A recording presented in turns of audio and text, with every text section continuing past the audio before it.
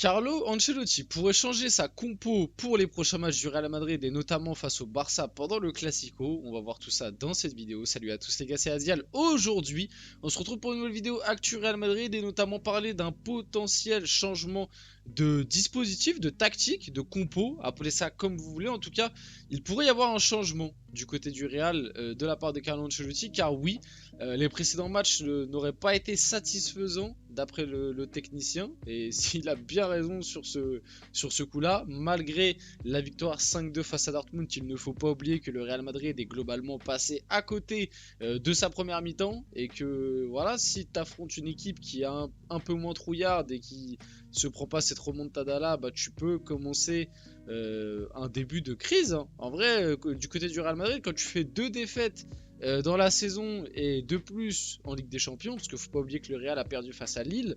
Si là tu perdais face à Dortmund, ça faisait deux défaites en trois matchs en LDC, ça aurait démarré tranquillement une petite crise. Donc il y a ça, il y a aussi les dernières plaintes, ou en tout cas mécontentements de Bellingham, qui font que on pourrait avoir un Real qui va évoluer tactiquement d'une manière différente. On va voir tout ça dans cette vidéo, on va aussi voir d'autres actus côté Real Madrid. Avant que la vidéo commence, n'hésitez pas à la liker, à commenter, à partager, à vous abonner, ça fait toujours plaisir et ça aide pour le développement de la chaîne. Et nous, on va pouvoir y aller dès maintenant. Donc, c'est pas une surprise, mais le Real Madrid va revenir au 4-4-2 et Jude Bellingham retrouvera son poste de la saison dernière. Donc là, certains vont me dire, mais Azial, tu te fous de nous? Le Real Madrid, ça fait un moment qu'ils sont repassés au 4-4-2 avec Bellingham en numéro 10. C'est ce que vous voyez affiché sur les compos de départ, mais en réalité, quand vous analysez un petit peu les matchs, bah déjà face à Dortmund, factuellement, le Real était en 4-3-3. Donc déjà, le 4-4-2 n'était pas là face à Dortmund. C'est vrai que sur les matchs d'avant, on était revenu sur du 4-4-2, mais ce n'était pas le même 4-4-2 que la saison dernière et Bellingham n'avait pas du tout le même rôle, le même poste que la saison dernière. Le 4-4-2 qu'on voit depuis un moment proposé par Ancelotti, alors bon déjà il y a eu différentes animations. À des moments on a eu un 4-4-2 où clairement Bellingham était milieu droit. Après on a eu un 4-4-2 où avec ballon Bellingham était plus en 10 mais sans ballon il était côté droit. À un moment on a eu un 4-4-2 où Bellingham était plus dans le double pivot. À un moment on a eu un 4-4-2 où avec le ballon, Chouameni il descendait entre les deux centraux et t'avais les deux latéraux qui montaient très haut et du coup Bellingham et Modric resserrés dans l'axe. Enfin bref, on a eu plusieurs animations du 4-4-2, mais finalement, on n'a jamais vraiment eu le même 4-4-2 que l'année dernière. Pourquoi? Parce que le principe et le but d'Ancelotti, c'était quand même de laisser Mbappé dans l'axe. L'année dernière, le Real Madrid évoluait en 4-4-2 diamant, et Bellingham occupait ce rôle dans l'axe. Et c'était Rodrigo qui se déportait plus à droite, et Vinicius qui se déportait plus à gauche. Et l'axe était un petit peu laissé libre pour que Bellingham puisse faire ses fameuses courses. Cette année, Ancelotti a testé du coup le 4-4-2, mais d'une manière différente, en laissant l'axe à Mbappé et en expliquant à Bellingham qu'avec ballon, il peut venir aussi un peu dans l'axe comme numéro 10, mais qu'il préférerait le voir côté droit. Et d'ailleurs, c'est ce qu'il avait déclaré avant ou même à des moments on a vu Valverde aussi faire le boulot côté droit, et d'ailleurs c'est ce qu'il avait déclaré avant le match face à Dortmund en conférence de presse, que il allait attendre Bellingham qu'il fasse ce travail là sur ce côté droit. On le sait aussi parce qu'on en a parlé sur la chaîne et qu'on a les infos sont sorties, que Bellingham depuis le début de saison est très frustré par rapport au rôle et à l'importance qu'il a dans cette équipe. Il aimerait retrouver sa superbe qu'il avait l'année dernière, et ça passe aussi par le rôle qui lui est confié. Moi, comme je vous l'ai toujours dit, depuis le début de saison, je vois un Bellingham qui court beaucoup, beaucoup même je trouve pour les attaquants, limite des fois un peu trop, et qui avec ballon on lui demande moins de choses, ou en tout cas on exploite beaucoup moins ses qualités avec ballon. Même si, attention, pour moi Bellingham n'est pas non plus un pur numéro 10 créateur. Bellingham je trouve est plus un 8 dans l'idée. Mais c'est vrai que là, depuis le début de saison au Real Madrid, je trouve qu'on exploite trop. Enfin, en fait, on lui demande trop de courir pour les deux de devant, de limite sans ballon, courir pour un peu partout, un peu pour tout le monde. Et avec ballon, c'est en gros, bon bah toi, va faire le clampin à droite. Bon après, je vous dis ça, c'est quand Rodrigo n'est pas là, parce que quand Rodrigo est là, Rodrigo est à droite, Mbappé est dans l'axe. Vini est à gauche, et là, en 4-3-3, Bellingham retrouve plus ce rôle de numéro 8 gauche, où il peut venir un peu dédoubler avec Vinicius et tout. Ça lui correspond mieux, mais le souci c'est que le 4-3-3, Carlo Ancelotti s'en est vite rendu compte, et de toute façon on l'a dit aussi, que tu te fais trop ouvrir. Ce Real Madrid là, en 4-3-3, ça ne fonctionne pas. Là, on l'a vu encore face à Dortmund. Hein. Face à Dortmund, Ancelotti est reparti en 4-3-3. Bon, bah, la première mi-temps, on a compris quoi. Tu prends 2-0, t'existes pas, t'as quasiment pas d'action offensive, ou très peu, à part cette grosse occasion où t'as les 2 barres là. Mais sinon, tu mets pas vraiment en danger cette équipe de Dortmund.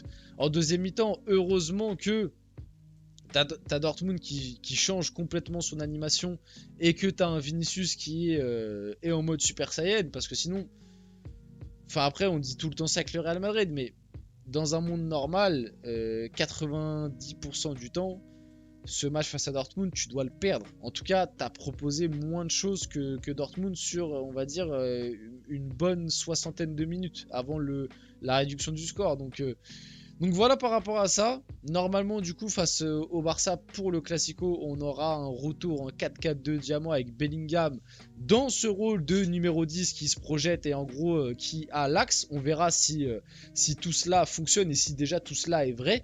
Ça voudrait dire que du côté de Mbappé, ce serait un petit désaveu, parce que ça voudrait dire qu'on lui dirait d'aller plus à droite, et que ça montrerait une certaine forme d'insatisfaction dans ce rôle de numéro 9 et dans sa capacité à factuellement finir les actions, et qu'on remettrait plus Bellingham dans ce rôle-là au centre des opérations, quoi. Donc hâte de voir ça face au Barça, voir potentiellement Mbappé à droite. En vrai, ça pourrait être intéressant. On l'a pas vu dans ce rôle-là depuis sa première année au PSG, donc pourquoi pas. À voir si cela va être fait. Encore une fois, ça va prendre avec des pincettes, hein. Ça reste des infos qui sortent. Donc on va suivre tout ça. On va passer un petit peu à la suite, passer aux autres actus côté Real Madrid. Le Real Madrid a entièrement confiance en Lucas Vazquez pour pallier la blessure de Dani Carvajal. Pas de signature prévue pour janvier. Sacrée prise de risque, je trouve, mais finalement, est-ce que c'est pas tellement dans l'ADN du Real Madrid, quoi? L'année dernière, on a dit pareil après le départ de Benzema. Oui, c'est complètement fou de faire une année sans neuf et d'attendre Mbappé. Bon, bah au final, ça a été l'une des meilleures années du Real Madrid depuis un long moment, et ils prennent la LDC. Donc, je vais pas vous mentir que moi, Lucas Vazquez, là, ce qu'il donne là depuis la blessure de Carvalho qui est terrible, il y a eu du bon et du moins bon. Moi, avec ballon, Lucas Vazquez, je le trouve pas foncièrement mauvais, hein. Je trouve même qu'à des moments, bah, ça se voit quand même que ça reste un ailier de base, ou allez, si vous voulez, un milieu de côté. Enfin, en tout cas, ça se voit que offensivement, il y a un petit peu de qualité quand même chez ce joueur. Maintenant, le problème, c'est que défensivement, moi je le trouve quand même vachement à la peine. Et je pense aussi que c'est pour ça qu'Ancelotti avait testé, comme je vous l'ai dit un peu plus tôt dans la vidéo, ce fameux système où avec ballon, à des moments, il y avait Tchouaméni qui redescendait entre les deux centraux pour permettre à justement Lucas Vazquez, et c'était Fran Garcia, de monter. Mais ouais, si tu dois complètement changer ton animation défensive pour combler un peu les manques de Lucas Vazquez, est-ce que ça va pas t'handicaper sur la suite de la saison? Je sais pas, maintenant c'est tellement dans l'ADN du Real, quoi. J'ai l'impression que chaque année, depuis 3-4 ans, j'ai l'impression que je dis ah oui, mais à ce poste-là il manque, c'est faible, et au final chaque année ça passe comme ça, quoi. Ils font quand même des grosses saisons comme ça. Donc tu vois, il y a quelques années c'était quoi qui leur manquait? Bah l'année dernière c'était le gardien, c'était le numéro 9. Ils avaient pas non plus full up en défense centrale. Il y a 2 ans c'était le Camavinga latéral gauche, où on se disait bon, ce serait peut-être bien d'aller chercher quelqu'un latéral gauche. Non, ils ont mis Camavinga. Donc tu vois, ça fait quelques années où il y a du bricolage un peu comme ça.